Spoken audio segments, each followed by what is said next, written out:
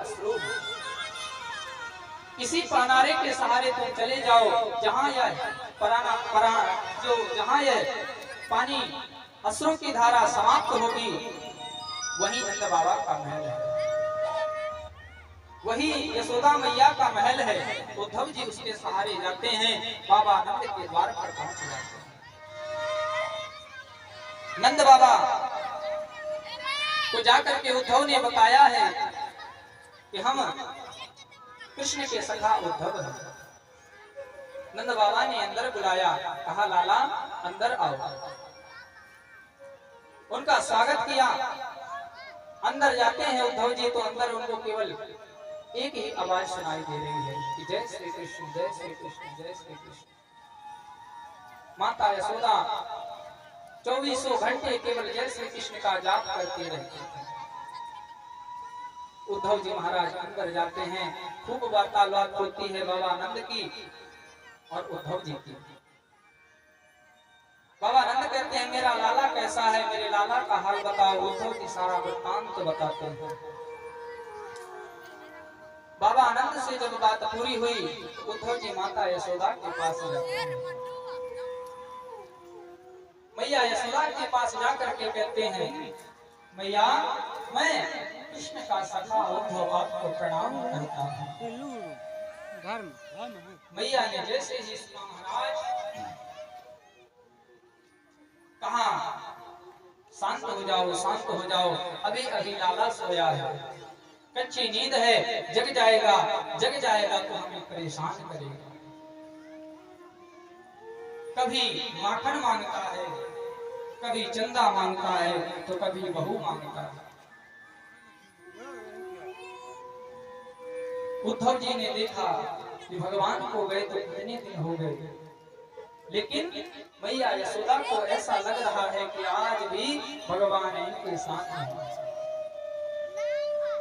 फिर जैसे ही मैया यशोदा को होश आता है, कहती हैं कि मेरा लाला तो मुझे छोड़ करके चला गया है।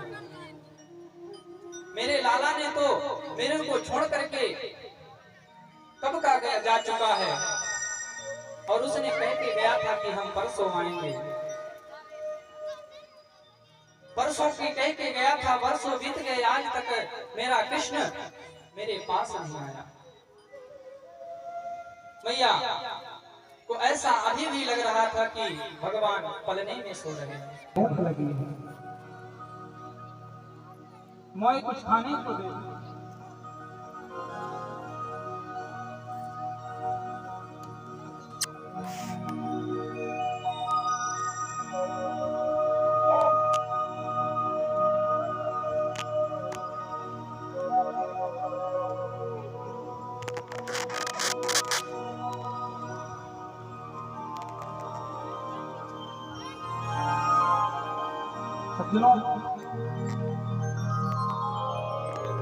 ये माता यशोदा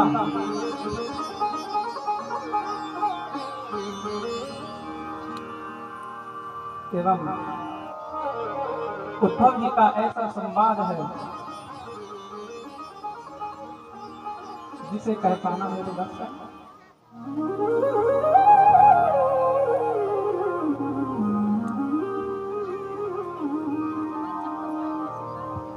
मम गुण गावत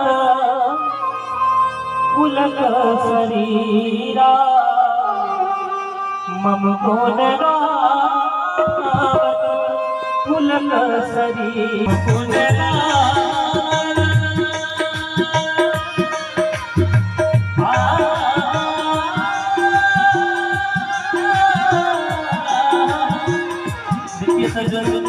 ये भगवान की भक्ति का बड़ा ही सुंदर उदाहरण प्रस्तुत है आपके सामने। रामचरितमानस में गोस्वामी जी लिखते हैं कि भगवान के गुणगान को गाते गाते जब आंखों से आंसू बहने लग जाएगा, तब मानिए कि आपकी भक्ति पुष्ट हुई है। मम गुण गावत पुलक शरीरा, मम गुण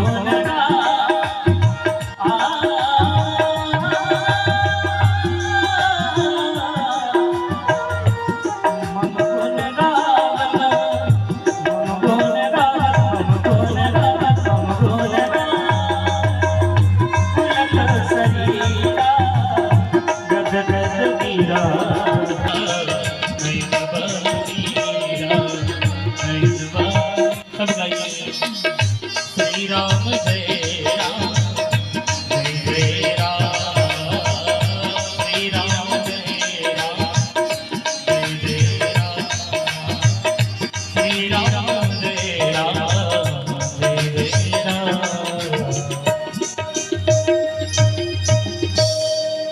बोलीवाल कृष्ण लाल की जय हो। सज्जनों, ये संवाद ऐसा है कह नहीं पाऊंगा। ये ऐसा संवाद है जिसमें माता यशोदा गोपियों को केवल विरह है, केवल अश्रुओं की धारा यहाँ रहती है। इसलिए इस संवाद को भगवान श्री कृष्ण के चरणों में ही समर्पित करते हैं। आगे की कथा में हम प्रवेश करते हैं। भगवान उद्धव जी माता यशोदा से मिलते हैं, गोपियों से मिलते हैं। और जो उद्धव ये कह करके आए थे सज्जनों कि मैं केवल 2 घंटे में गोपियों को ब्रह्म का ज्ञान दे करके आ जाऊंगा, आज उस उद्धव ने जैसे ही वृंदावन में प्रवेश किया, प्रेम का ऐसा चस्का लगा सज्जनों कि जिस उद्धव ने 2 घंटे में आने के लिए कहा था, उस उद्धव को आज वृंदावन में 6 महीने हो गए। 6 महीने बीत गए, उद्धव को पता नहीं चला। अंत में उद्धव जी गोपियों की चरण रज को प्रणाम करते हैं। गोपियों के चरण रज को प्रणाम करके उद्धव जी महाराज वापस मथुरा जाते हैं। भगवान के पास जाते हैं और कहते हैं, लाला तू कितना निर्दयी है। भगवान ने कहा, उद्धव जी बड़े ज्ञानी बन रहे थे ना, बड़े ज्ञानी बन रहे थे, तो तुम्हारे इस ज्ञान के जो पर्दा लगा हुआ था उसको दूर करने के लिए हमने तुम्हें वृंदावन भेजा। आज तुम्हारा ये जो ज्ञान का पर्दा है वो फट गया है, तुम्हारे अंदर प्रेम जागृत हो गया है। भगवान ने कहा अपने नेत्रों को बंद करो। उद्धव जी ने जैसे ही नेत्रों को बंद किया, भगवान ने सारे ब्रजवासियों को अपने पास प्रकट कर लिया। कहा, देखो जो ब्रजवासी तुमने वहां देखा है वही ब्रजवासी 24 घंटे हमारे साथ रहते हैं, हमें छोड़ करके कभी नहीं जाते। केवल तुम्हारे ज्ञान के पर्दे को हमें दूर करने के लिए तुम्हें वृंदावन भेजा था। आगे की कथा में श्री सूत जी महाराज वर्णन करते हैं कि जब कंस का वध हुआ था तो कंस की 2 पत्नी थी, अस्ति और प्राप्ति। ये अपने पिता जरासंध के पास जाती हैं और बताती हैं कि कृष्ण ने मेरे पति को मार दिया है। जरासंध ने भगवान श्री कृष्ण के ऊपर मथुरा पर 17 बार चढ़ाई की है और भगवान ने 17 बार जरासंध को हराया है। 18वीं बार जब जरासंध आता है तो ब्राह्मणों को यज्ञ अनुष्ठान में बैठा करके आता है और कहता है कि यदि इस बार मैं हार गया तो तुम सबको मैं सूली में चढ़ा दूंगा। भगवान से सभी ब्राह्मण प्रार्थना कर रहे हैं, प्रभु इस बार हमारी आप रक्षा कीजिए। तो भगवान ब्राह्मणों की रक्षा के लिए आज युद्ध को छोड़ करके द्वारिका नगरी में जाकर के बसते हैं। भगवान आज केवल ब्राह्मणों की रक्षा के लिए अपने आप को रणछोड़ बना लिया है। भगवान युद्ध को छोड़ करके जाते हैं तो उनका एक नाम पड़ता है रणछोड़। बोलिए रणछोड़ भगवान की। विश्वकर्मा को आदेश दिया है कि जाओ एक सुंदर दिव्य नगरी का निर्माण करो। विश्वकर्मा भगवान जाते हैं और समुद्र में एक सुंदर सोने की नगरी को बसाते हैं। भगवान युद्ध को छोड़ करके एक पहाड़ में चढ़ते हैं। पहाड़ में चढ़ते हैं तो जरासंध पहाड़ में पूरी आग लगा देता है। भगवान वहां से छलांग लगाते हैं और सीधे द्वारिका में जाकर के विराज जाते हैं और भगवान आज वहां द्वारिकाधीश बन करके विराज रहे हैं। बोलिए द्वारिकाधीश भगवान की। भगवान ने अपने दिव्य द्वारिका नगरी को बचाया है। द्वारिका में आकर बलराम जी का विवाह रेवत नाम की राजा की पुत्री रेवती के साथ हुआ है। 5 मिनट और रुक जाइए, 5 मिनट में विवाह हो जाएगा। बलराम जी का विवाह हुआ है और भगवान का विवाह माता रुक्मिणी जी के साथ हुआ है। तब श्री परीक्षित जी कहते हैं, महाराज हमें भगवान के विवाह का विस्तार से वर्णन करिए। तब श्री सुखदेव जी महाराज भगवान के विवाह का विस्तार से वर्णन करते हैं कि राजा भीष्म की एक पुत्री थी जिसका नाम था रुक्मिणी। रुक्मिणी का विवाह शिशुपाल के साथ तय होता है।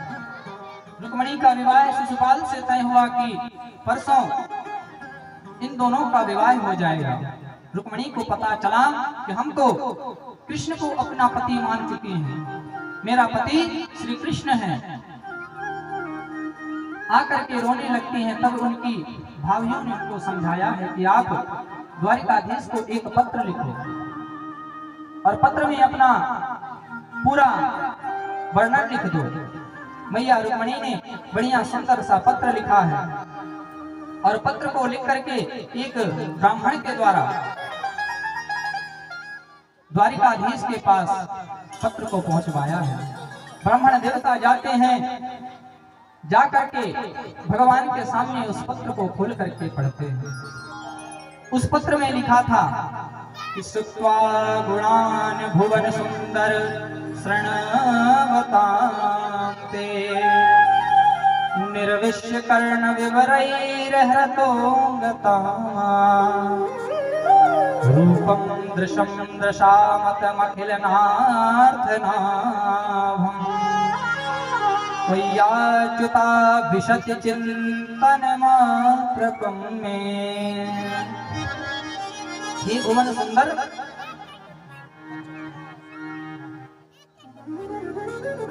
जगह बना दीजिए थोड़ा थोड़ा और बच्चे थोड़ा शांति बनाएंगे। बहुत जल्दी भगवान का दिव्य स्वरूप भी यहाँ हम लोगों को देखने को मिलेगा, इसलिए 5 मिनट केवल शांति बनाकर भगवान की कथा को सुनिए। तो भगवान आज रुक्मिणी मैया ने एक बड़ा सुंदर यहाँ नाम दिया है, भुवन सुंदर। रुक्मिणी मैया कहती हैं, हे भुवन सुंदर, मैंने तो आपको देखा तक नहीं, फिर भी आपके सुत्ता गुणान कथने केवल आपकी कथाओं को सुना है और आपकी कथाओं को सुनकर ही हम आपको अपना पति स्वीकार कर लिए हैं। हे प्रभु, हम और किसी से विवाह नहीं कर सकती हैं, इसलिए आप आइए और हमारा वरण कर लीजिए। आप सोच रहे होंगे कि हम कैसे आएंगे, तो आपको बताएं कि हमारे यहाँ विवाह से पहले गौरी पूजन होता है। हम गौरी पूजन को मंदिर में जाएंगी, उसी समय आकर के आप हमारा हरण कर लीजिएगा। पंडित जी ने कहा कि माता रुक्मिणी आपसे मिलने के लिए बड़ी व्याकुल हैं। भगवान ने कहा कि हम भी बड़े व्याकुल हो रहे हैं। पंडित जी ने कहा, आप पहुंचिए महाराज, हम चलते हैं। भगवान ने कहा, पहुंचिए नहीं, हम भी तुम्हारे साथ ही चलते हैं। भगवान अपनी बंसी को उठाते हैं और पंडित जी के साथ चल देते हैं। बलराम जी ने देखा, कहाँ लाला, कहाँ जा रहे हो? भगवान ने कहा, बहुत जरूरी काम में जा रहे हैं। बलराम जी को पता चला कि ये रुक्मिणी जी से मिलने के लिए जा रहे हैं। भगवान बलराम भी रुक्मिणी जी के साथ है, भगवान के पीछे पीछे चल दिए। अपना हल मूसर उठाया, क्योंकि भगवान को पता है कि ये जा रहा है तो कुछ ना कुछ जरूर गड़बड़ी करेगा। तो बलराम जी ने अपने हल और मुसल को उठाया और चल दिए हैं उनके पीछे पीछे। उधर रुक्मिणी मैया मंदिर में जाती हैं गौरी पूजन के लिए। पूजन कर रही थी और भगवान शंकर से, भगवान गौरी से प्रार्थना कर रही हैं कि हे प्रभु, मेरे श्याम सुंदर को आप भेज दीजिए।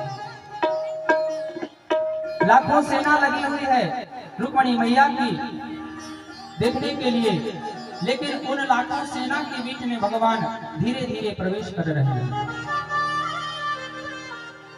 भगवान जैसे ही प्रवेश कर रहे हैं, जो सेना थी वो देख करके ही पागल होती जा रही कि भैया देखो भगवान का स्वरूप कितना सुंदर है। कोई सैनिक कहता है देखो भगवान की बंसी कितनी सुंदर है, तो कोई सैनिक कहता है भगवान के चरण कितने सुंदर हैं। ऐसा करते करते धीरे धीरे भगवान माता रुक्मणी के पास जाते हैं और रुक्मणी मैया को वहां से लेकर के जाने लगते हैं। जैसे ही जाने लगते हैं तो सैनिक कहते हैं महाराज देखो कि दोनों की जोड़ी कितनी सुंदर है।